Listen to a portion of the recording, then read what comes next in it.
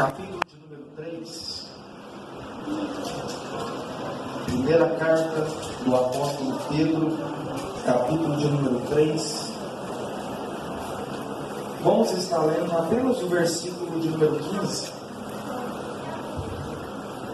1 Pedro, capítulo 3, versículo de número 15. Todos acharam? Amém? Porém, santificai ao Senhor Deus em vossos corações, e estais sempre preparados para responder a cada homem que vos pedir a razão da esperança que é em vós, com mansidão e temor. Amém. Pode se assentar, meus irmãos? Nós, na noite de hoje, vamos estar falando sobre esse tema muito importante, que é a defesa da fé. Irmãos, ser teólogo, como vários mestres que existem por aí, nem todos serão. Nem todos serão. Só que apologista, defender a fé, é um dever, é uma obrigação de cada um de nós que somos cristãos. Como assim? O que é ser apologista? Defender a fé, irmãos, não é atacar as pessoas. Tem muitas pessoas que acham que defender a fé é atacar a moral da outra pessoa, atacar a igreja da outra pessoa. Ser um defensor da fé não é isso.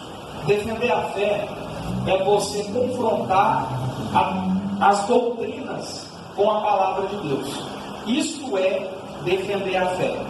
E o apóstolo Pedro aqui, ele dá um conselho para a igreja: estejais sempre preparados para responder.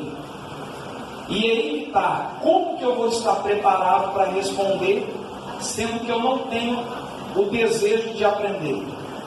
Então os irmãos estão aqui nessa noite, vocês estão se preparando, vocês estão ouvindo, aprendendo, para sair lá fora, e vocês terão capacidade de defender a fé, aquilo que você acredita. Isso é tão sério que se você chegar para muitos crentes hoje e pergunta: você crê que Jesus, ele é Deus? A pessoa vai falar assim: creio, mas prova para mim na Bíblia que ele é Deus. A pessoa não consegue. Como que nós cremos em algo e eu não consigo defender aquilo que eu creio? Isso é preocupante. Então, nós precisamos, irmãos, estar cientes de que nós precisamos defender a fé. E temos que tirar algo da nossa cabeça, que toda igreja, que todas as religiões levam a Deus. Talvez você pode pensar: mas como assim? Irmãos, nem todos os caminhos levam a Deus. Jesus diz: eu sou o caminho. É somente Cristo que é o caminho. Então, quando nós olhamos nos dias de hoje, nós temos aí uma diversidade de igrejas, e nós achamos que Deus está em todas. Nós achamos que Deus está em todas as igrejas. Só que na verdade, isso não é uma realidade. Jesus, na época em que ele esteve aqui na terra, existiam vários segmentos. Tinha os fariseus, tinha os saduceus, tinha pessoas que seguiam vários segmentos, mas Jesus mesmo assim olhava para eles e chamava eles de raça de víboras, chamava eles de hipócritas. Por quê? Porque existe uma verdade, e a igreja que tem a palavra de Deus como regra de fé e prega verdadeiramente a palavra de Deus, isso sim é uma igreja que está mostrando o verdadeiro caminho. Agora, se uma igreja utilizar até mesmo a Bíblia, só que distorcer ela, modificar ela, pode ter certeza que esta igreja, o ensinamento, não está conduzindo aquelas pessoas para o céu. Porque tem muitas pessoas que estão dentro de uma igreja de forma sincera, mas não significa que ela está no caminho certo. Por exemplo, se eu chegar para vocês, o nosso irmão Luan, ele não sabe onde fica Ituberaba, e eu falo para ele assim: olha, para você ir para Ituberaba, você pega esse rumo aqui dessa pista, pode ir reto, e você vai chegar lá. Eu estou mentindo para ele, só que ele, de forma sincera, ele vai pegar a pista e vai, porque ele está achando que está no caminho certo. Então tem muita gente, irmãos, que está dentro de várias igrejas por aí, achando que está no caminho certo, achando que está indo rumo ao céu. Só que na verdade, lá na frente, elas terão uma surpresa, que elas vão descobrir que não estão no caminho certo. Agora, qual é a base para saber se é o caminho certo? A palavra de Deus. A palavra de Deus é a regra, ela é o padrão. Se não estiver dentro do padrão, não está da forma correta. Eu só sei que uma linha é torta quando eu tenho um padrão de uma linha reta. E a palavra de Deus é a linha reta. E eu sei que alguma igreja, alguma denominação é uma seita quando eu olho para ela e olho para a palavra e eu descubro que ela não está corretamente conforme a palavra de Deus. Então agora, irmãos, nós vamos aprender sobre essa matéria, defender a fé, apologética. Passa para frente aí, Marcos. Vamos lá, o que é uma seita? Olha a primeira definição, o que é uma seita? Uma seita é um termo que deriva do latim secta, cujo significado é seguidor. O termo é utilizado para designar um grupo numeroso de uma determinada corrente religiosa. Olhando assim, você fala assim: mas peraí, então quer dizer que toda igreja é uma seita? Porque toda igreja tem um número de pessoas que seguem. Só que aí, como que eu sei se alguma igreja é uma seita? O padrão, aquilo que diferencia uma igreja para uma seita é essa parte de baixo aí, ó, heresia. É o ato de um indivíduo ou de um grupo afastar-se do ensino da palavra de Deus e adotar e divulgar suas próprias ideias ou ideias de outrem em matéria de religião. Em resumo, é o abandono da verdade. Como que eu sei a diferença de uma igreja e de uma seita? A igreja, uma igreja verdadeira, ela segue a palavra de Deus de forma correta. Uma seita distorce a palavra de Deus e propaga mentiras. Quando o ensino não está conforme a palavra de Deus, ferindo as doutrinas principais da fé, é uma heresia. Então, quando existe uma denominação que prega heresia, isto é uma seita. Então, seita, irmãos, para você gravar na sua cabeça aí, é uma denominação, um nome de uma igreja, um grupo de pessoas que segue, prega heresia. É aquilo que não está conforme a palavra de Deus. Pode passar para frente. Agora, como vou identificar uma seita?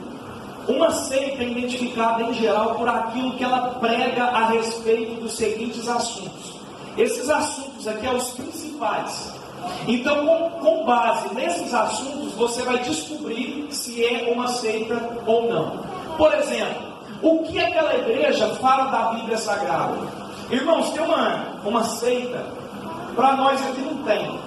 Mas o dia que eu fui lá em Franca, eu vi os missionários lá na praça, chamado de Mormons, todo mundo de camisa social, gravata, pessoas muito educadas para conversar.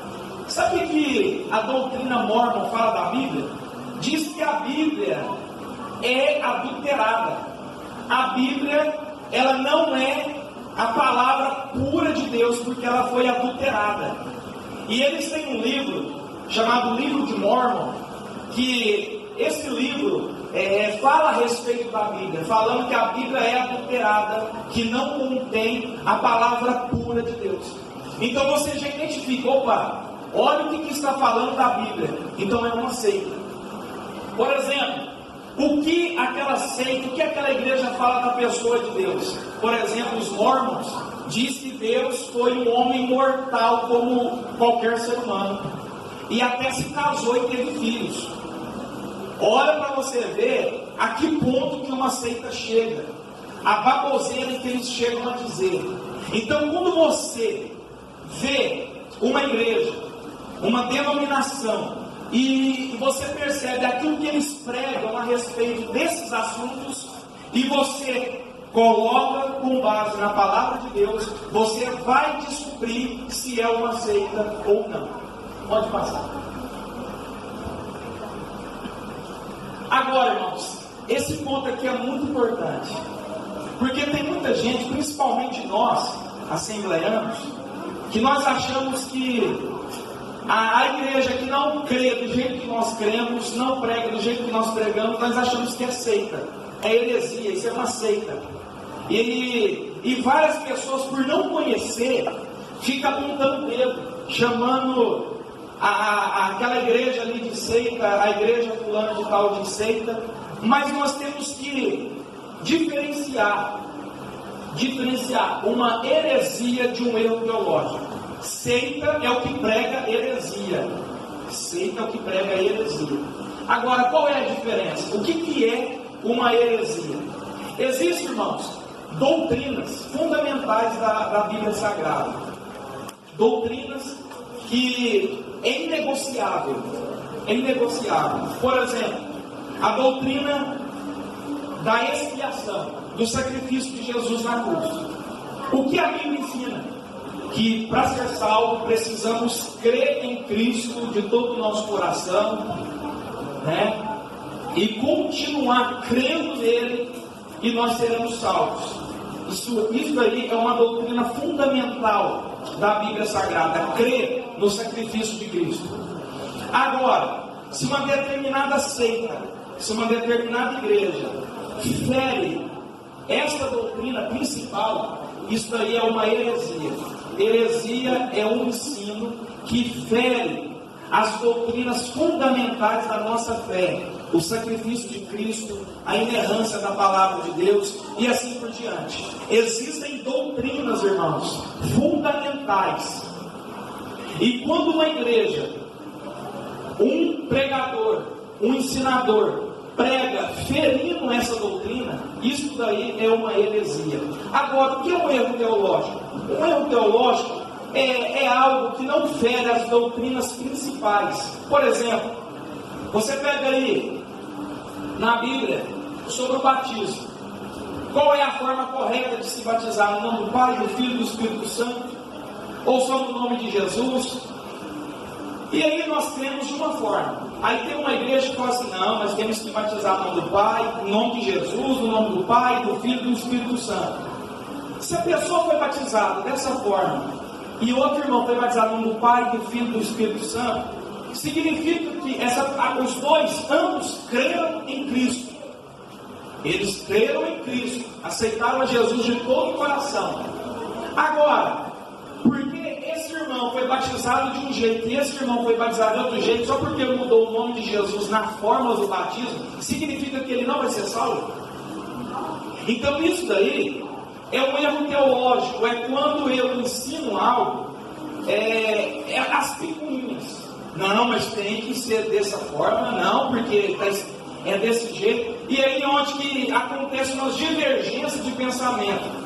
Uns falam que Paulo estava no cavalo, outros falam que ele estava de pé, e aí há uma divergência no pensamento. Então o erro teológico é quando eu ensino algo que não fere uma doutrina principal da Bíblia, mas mexe com coisas secundárias, né? Igual os teóricos dizem, né? Assuntos que não têm tanta importância, como o exemplo de Paulo aqui, se ele caiu do cavalo ou não. Se o Cleito crê que Paulo caiu do cavalo, o Nenê fala: não, ele caiu de um camelo, significa que o Cleito não vai ser salvo porque ele não acredita que Paulo andou no camelo? Não tem nada a ver. Isso daí é algo que não mexe com as doutrinas principais da nossa fé. Então o erro teológico é quando o Cleito fala que Paulo estava no cavalo e o Nenê fala que Paulo estava em cima de um cachorro, né? Não foi um exemplo nada a ver. É um erro teológico, é isso mesmo.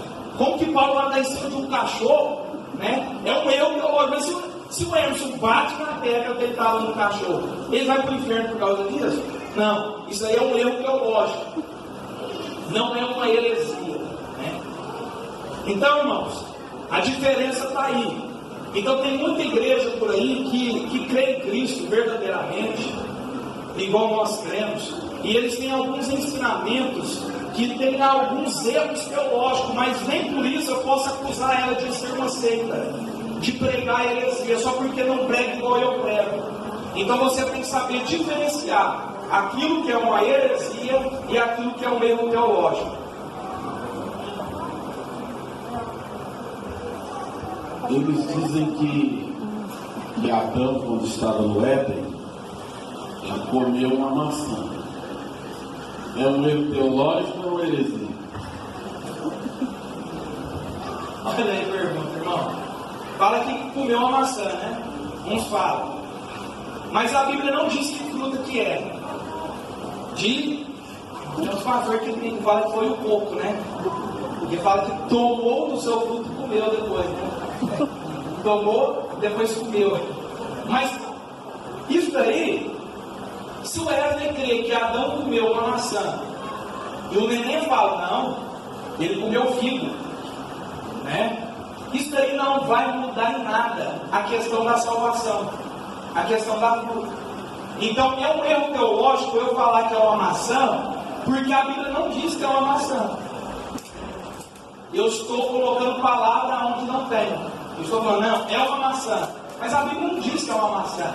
Então, se alguém bater na tecla que é uma maçã, isso é um erro. Porque a Bíblia não diz o que é.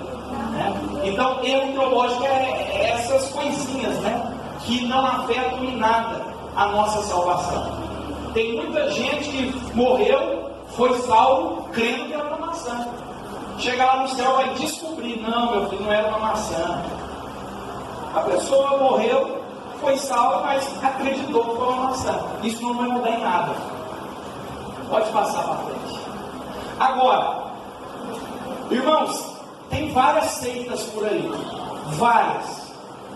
Se a gente fosse falar aqui de todas, ia ser várias. Tem muitas seitas espalhadas pelo Brasil. Porque normalmente a seita, ela surge quando o crente é rebelde. Ele não aceita a liderança do pastor, ele vai lá abrir uma igreja para ele. E como ele não tem preparo, ele começa a pregar besteira. E irmãos, isso aí isso aqui é um vírus. Essa questão de enganar, isso daí é um mal tão grande. Por quê? Dentro de uma cidade, um pastor chega e começa a pregar a palavra de Deus, conforme ela é, verdadeiramente. O cara prega a verdade da palavra de Deus. Ele fica lá 10 anos. E a igreja vai crescendo aos poucos. Com muita dificuldade alguém vai vir, aceita Cristo. É uma luta terrível. Agora, se o cara chegar na cidade, começar a abrir uma igreja, começar a pregar besteira e heresia, irmãos, a igreja lota. A igreja que anjo aparece, vai lotar. O homem que fala com os anjos vai ferver de gente. Porque o povo gosta de heresia. O povo gosta de mentira. O povo gosta, irmãos, daquilo que a Bíblia não diz. O povo gosta de ser enganado. Tem uma igreja por aí, irmãos, do reverendo Mon, que o casamento é efetuado da seguinte forma: ele coloca a gota de sangue dele mesmo no cálice, o casal bebe. Olha para você ver o ponto que as pessoas chegam de ser enganado. É por isso que a Bíblia diz que nos últimos dias muitos iam se apostatar da fé, dando ouvido a espíritos enganadores e a doutrinas de demônios. Por trás dessas heresias existem espíritos de demônios cauterizando a mente dessas pessoas. E as pessoas estão lá. Passou um fantástico aí, uma igreja, que o pastor da igreja, ele chegou para o irmão, outro bobo também, olha, a palavra de Deus diz, olha, Deus falou comigo que você tem que dar a sua mulher para eu deitar com ela. Porque lá em Oséias diz assim, ó, toma a mulher do teu amigo e adultera com ela. Ele falando. E o cara dando a entrevista por ela assim, não, mas Deus falou, né, eu tenho que obedecer. Olha para você ver, irmãos, como que chega o nível da burrice. E ele deu a mulher para o cara, para o pastor deitar. E o cara deitou com a mulher do cara. E ele estava lá na igreja, né? Achando que estava no caminho certo, corretamente. Então, irmãos, isso é um perigo muito grande. E dentre várias seitas que é espalhada no nosso Brasil, nós temos aí que comentar essa seita, né? Que está mais próximo de nós. Que todos os dias, que todos os domingos, bate na nossa porta, né? E essas pessoas, irmãos, elas, mesmo que elas não acreditam, mas elas têm uma alma. Eles precisam de conhecer a verdade. A pessoa que conhece a verdade jamais corre com uma pessoa dessa. Não trata com falta de ignorância. Quem trata um TJ, para não ficar falando o nome, né, irmãos? Quem trata um TJ com falta de educação, primeiramente precisa se converter, né? Precisa aprender o que é ser manso, o que é ser um cristão verdadeiro. Nós temos que chamar para dentro da nossa casa, vamos conversar, vamos falar da palavra de Deus e mostra a verdade. Mesmo que ela não queira e ela vai embora, mas você fez a sua parte, chama para dentro da sua casa, oferece um café, trata com educação e lança a palavra de Deus. Isso daí é uma atitude cristã. Agora, tratar com falta de ignorância não é o caminho. Não é isso que Jesus ensinou. Não é isso que a palavra de Deus ensina. Então, como eles estão próximos de nós vamos aprender o que eles pregam e como nós defendemos a nossa fé. Para que você venha aprender e na oportunidade que você tiver, você venha defender a sua fé. Só que, irmãos, esse estudo aqui é bem raso, porque você precisa estudar muito mais esses assuntos. Porque quando você chegar comigo, ele já não está com a polenta pronta. Você pode ter certeza disso. Uma aula na segunda-feira não é o bastante para você debater com alguém que estuda 4 anos antes para sair na rua. Então, eles estão muito mais preparados do que nós. Quem é o fundador? É esse barbudo aí, ó. Charles Tazel Russell. Nasceu no estado da Pensilvânia, nos Estados Unidos, no ano de 1854. Esse camarada aí, irmãos, ele era filho de cristãos. Ele estava perturbado com a doutrina, principalmente a doutrina do inferno. Ele estava perturbado com essa doutrina. Ele não concordava. Ele achava um absurdo que as igrejas estavam pregando, que existia um inferno literal, que as pessoas iam para lá e iam ficar queimando eternamente. Ele acha uma outra denominação chamada Adventismo. E ele torna-se adepto dessa igreja. E não demorou muito para acontecer algumas divergências dele com aquela igreja. Logo ele saiu e abriu a denominação. Ele juntou um grupo de pessoas para estudar a Bíblia, para estudar a palavra. Só que ele percebeu que fazendo assim, pegando a Bíblia e aplicando naquilo que ele achava que era, ele viu que não estava dando muito certo. Então ele começou um processo de tradução da Bíblia. Ele traduziu a Bíblia do inglês para o inglês. Ele traduziu do inglês para o inglês, porque ele pegou a Bíblia e começou a copiar, e as partes que ele achava que tinha que tirar, ele tirou, e as partes que ele achava que tinha que modificar, ele modificou. Nós vamos falar isso depois melhor. E aí ele arruma um grupo de pessoas e começa a propagar os seus ensinamentos. Esse homem, irmãos, se você estudar a história dele, você vai ver que ele teve vários problemas com a justiça. A mulher dele divorciou dele porque ele maltratava ela demais. Ele ia nos hospitais com as pessoas já quase morrendo, ele fazia a cabeça das pessoas para eles doarem os bens para a denominação dele. Ele entrou em vários processos na justiça por causa dessas atitudes erradas dele. Esse daí é o Russell, o fundador das Testemunhas de Jeová. Pode passar. Agora, dentre vários assuntos várias doutrinas que eles escrevem, a primeira doutrina que eles distorcem é a doutrina da Trindade. Olha o que eles falam da Trindade, o que nós cremos, né? Satanás deu origem à doutrina da Trindade. Isso daí está naquele livro ali, ó, Seja Deus Verdadeiro, página 81. Olha o que eles dizem. A doutrina da Trindade foi inventada por Tertuliano, que foi um homem que, na verdade, irmãos, ele pegou a Bíblia e ele sistematizou aquilo que já estava.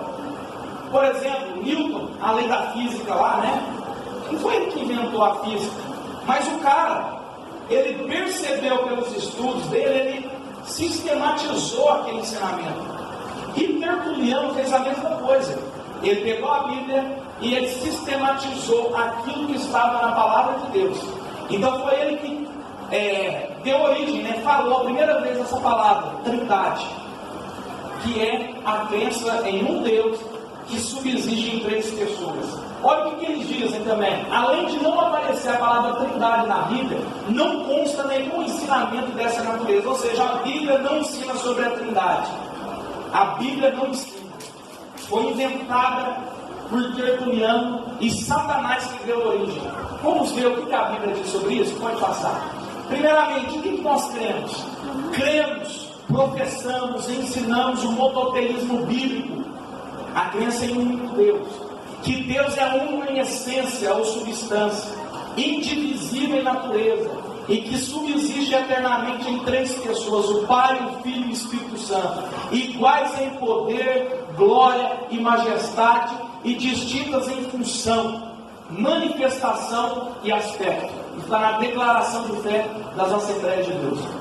Agora, nós cremos na Trindade, nós cremos em um único Deus, que subsiste em três pessoas. Só que toma cuidado para você não falar besteira, porque talvez eles podem te perguntar: Jeová é Deus? É. Jesus é Deus? É. O Espírito Santo é Deus? É. Então é três deuses que você acredita? Aí a pessoa pensa: é verdade, né? É, três deuses. Aí você cai numa heresia, né? Porque a Bíblia diz que há um só Deus. Nós não cremos em três deuses. Nós cremos em um único Deus, subsistente em três pessoas. Talvez, irmãos, a doutrina da Trindade mexe com a profundidade de Deus. E a nossa mente é pequena para mensurar a profundidade dessa doutrina. Eles podem te perguntar: como que três pode ser um? Né? Como que três pode ser um? Aí você leva ele lá para Gênesis, que diz assim, que o homem e a mulher se transformam em uma só carne. Aí você pergunta: como que dois pode ser um? Que diz lá: e ambos serão uma só carne. Aí você pergunta para ele, então me responde: como que dois pode ser um? Aí pronto, você já pegou ele na isca. Se ele te responder como que dois pode ser, você fala: então por que três não pode ser um? Você vê um casal descido, você vê um homem e uma mulher, mas a Bíblia diz que os dois é uma só carne. Mas eu vejo dois, mas a Bíblia diz que é uma só carne. Então aí que está o mistério da Trindade. Pode passar. Vamos lá, a Trindade nas Escrituras. Irmãos, não vai dar tempo da gente comentar tudo. Eu só vou comentar esse primeiro aí, essa primeira parte, para facilitar para você. Em Deuteronômio, capítulo 6, versículo 4, diz assim, ó: ouve, ó Israel, o Senhor nosso Deus é o único Senhor. Então a Bíblia diz que Deus é um único Senhor. Só que olha que interessante, a palavra hebraica para único, nós temos no hebraico duas palavras para único. Primeiro, Yashed, é uma unidade absoluta, é quando fala que é um e é um só mesmo. Por exemplo, Gênesis 22, toma o teu filho, o teu único filho a quem tu amas, Isaac. Então, único quando é um só. Agora tem uma outra palavra hebraica que é o Achad, que é a unidade composta. Quando diz que é um, mas é uma unidade composta. Você fala assim: nossa, mas me explica esse negócio direito. Eu vou explicar para você. Lembra da Torre de Babel? A Bíblia diz que várias pessoas estavam no mesmo intento para construir a torre. Aí Deus lá do céu olha e diz assim: o homem é um só. Gênesis capítulo 11, o homem é um só, e não haverá impedimento para que eles intentarem fazer. Por que a Bíblia diz que o homem era um só? Irmãos, existiam várias pessoas, mas quando diz que era um só, porque todos estavam no mesmo propósito. Então é um exemplo. O que é unidade composta? É quando fala que é um, mas se refere à união. Por exemplo, o que eu dei aqui agora de Adão e Eva, quando diz lá em Gênesis capítulo de número 2, e ambos serão uma só carne, é uma unidade composta. Então, a palavra hebraica lá em Deuteronômio 6:4, por incrível que pareça, é o achad, é a unidade composta. Então, quando diz assim, ó, ouve, ó Israel, o Senhor nosso Deus é o único Senhor, o único ali é achad, é uma unidade composta, é uma prova de que Deus é trino, de que Deus, na Trindade, existe o Pai, o Filho e o Espírito Santo. É por isso que aparece a palavra achad lá em Deuteronômio 6:4. Então é uma prova. E a segunda está lá em Isaías. Eu vou comentar rapidinho. Isaías capítulo 6. O profeta, a Bíblia diz que ele olha para o céu, a Bíblia diz assim, ó, e eu vi o Senhor. Aí você pega a Bíblia deles, está lá, e vi Jeová. Isaías capítulo 6 diz que ele viu Jeová. Só que lá em João 12:41 diz que Isaías viu Cristo. Viu Cristo. E lá em Isaías capítulo 6, na Bíblia deles, diz que Jeová disse